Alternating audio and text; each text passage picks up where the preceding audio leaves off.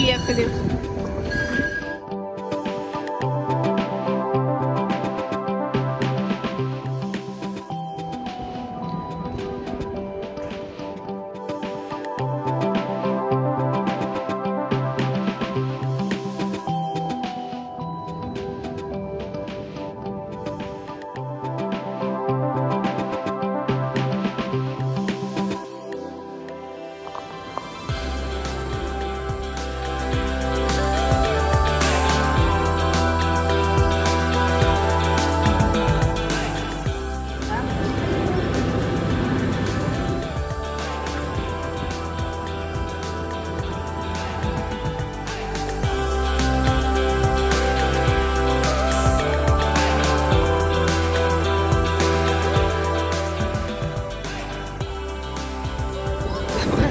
Перед вами БелАЗ.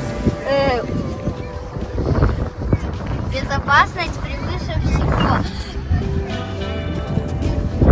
Подушек безопасности тут вообще нет, потому что если вы врежетесь, то вы даже этого не заметите.